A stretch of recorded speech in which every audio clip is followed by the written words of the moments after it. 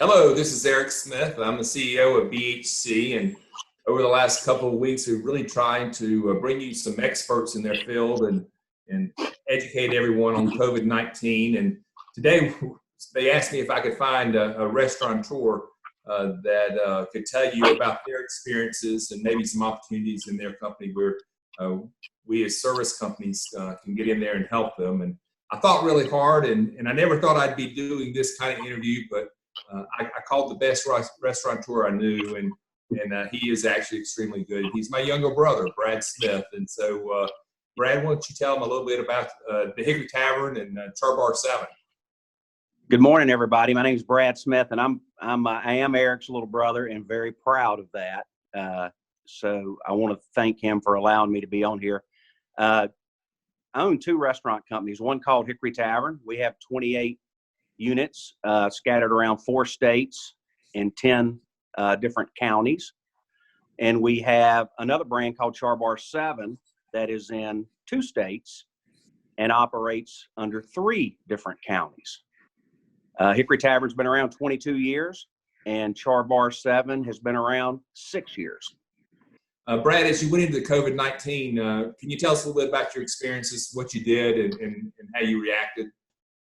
Well, for us, it came on pretty quickly.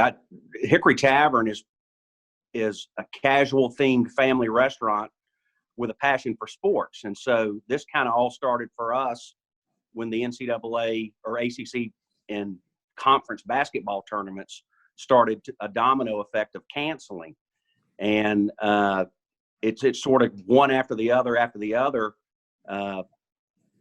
really heightened our awareness. And so for those 4 or 5 days leading up to a mandated closure, it was really all about sanitation. And on March the 17th, which unfortunately is our busiest day of the year, St. Patty's Day, we were mandated in all of our stores to go ahead and close, which we did. What did you do after that? I know you applied for some government assistance, and many of our service companies are doing the same. Can you talk a little bit about your experience with that? Yeah, we had sort of a mixed bag. Hickory Tavern uses one bank, and Char Bar uses another bank. And so Hickory Tavern, we immediately applied for PPP. It's a very simple application. We were able to prepare it probably in half a day. We did it by location. We had 28 locations, and we got those submitted into our bank, who then checked the information and validate it, and then they forward on to the SBA. The bank that we were using, you had to put it in electronically. Unfortunately, they had a few issues. It slowed it down. Their website crashed, etc. But we were able to sneak in last Friday, which was a little bit of a relief for that brand. Well, that's great news on your PPP loan. What do you see the next phases of the tavern and Char Bar 7 being? Well, I mean, for us, that was the first big hurdle. And so things have been relatively quiet at Hickory Tavern up until this point. And so now that we have our funding, I think the next phase for us is to get all of our stores on some level of curbside service, which I think is very beneficial to the tavern, because we want traffic in and out of our stores. We want to make sure that everything's functioning properly, et cetera. And on the service side of things, up until this point, I think may have been difficult for many of our service providers to get in touch with us. But starting as early as maybe next week, we'll have someone in the buildings every day, which is sort of the gateway for the service folks into our brand, is to knock on the door and talk to the general manager. And so all of our fire safety guys, all of our linen folks, all of our grocery people will start to see a sense of normalcy kind of enter back into the Hickory Tavern and Char Bar. Well, that's great news. I know with a lot of our customers of those service companies, they all mention that it's tough to find people to open the doors for them. And without people to open the door to go in to serve, let them in the building to service the equipment, it's difficult for them. So I hope we don't bombard you with service companies wanting to do work for you, but it's needed. Everybody's behind. I mean, you must be behind a couple, 8 weeks now. probably, or 6 weeks. And so you got to catch up. Yeah, well, I'm sure that, and keep in mind with these PPP loans, it's interesting because I'm on calls with other restaurateurs. Some were funded a week ago, some were funded recently, and some are well in the queue for this next batch.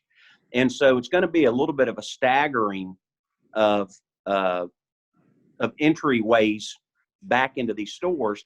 And one of the things about the PPP loan that kind of pushes business forward quicker is that the forgivability portion of it has to do with an 8-week window. And so when companies are funded, restaurant companies are funded, they have 8 weeks to put that money into play if they want any of it to be a grant. So once they're funded, I think there'll be a lot of energy into how to get open, because then that money becomes very efficient for the restaurateurs. And so as groups are funded, I think you'll see some quickness to that. One of the things that you mentioned, and maybe many people don't understand, is the cash cycle of a restaurant. With the PPP loan, why was the PPP loan so important to a restaurant? Maybe can you just walk through like a working capital requirement for a restaurant and why this hit restaurants so hard, other than the obvious reasons? Yeah, one of the best things about the restaurant business is that we have positive working capital, which is wonderful on the front side. And what that means is that when we buy our groceries from, in our case, U.S. Food Service, we have terms on them. So we bring the ground beef and whatever into our store. We prepare it for our guest, and our guest pays us today. So we have float on our revenue. That's also true with our payroll, which is a couple weeks in arrears. And so as we ramp up and get ready to reopen, those things are going to play to our advantage. Unfortunately, when we shut down back on March 17th, it plays to our disadvantage because the cash flow stopped on March 17th. And then 2 weeks later, we had to meet a payroll. And then 2 weeks after that, we had to meet another 1 week payroll. And in addition to that, the U.S. Food Service bill showed up. So on the closing side, it really hurts your working capital. On the opening side, it plays to our advantage a little bit. And so I look forward to getting back to the opening side of this, and just, am hopeful that society will embrace restaurants and other retail places as we take every step we can to make them feel safe and invite them back in. But I don't think our guys necessarily always think about the cash flow of business, and specifically a restaurant. So now, and I appreciate you providing that explanation, because you can quickly understand the issues the restaurants had, and also the importance the restaurant had or has during this crisis. So during this time, you actually more or less shut down from a service perspective of your fire protection equipment and so forth. So you've got a little bit of catching up there to do, and it sounds like. And are the service companies reaching out to you, or is everybody it's your experience, everybody's kind of waiting and seeing what's going to happen next?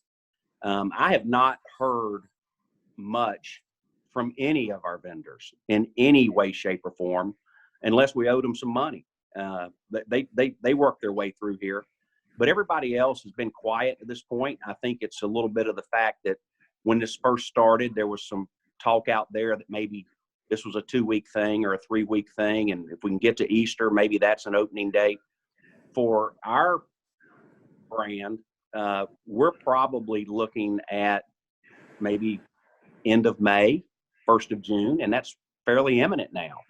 And we're going to have to get everything back up and running. We're going to have to retrain and rehire some of our people and be ready to run our business.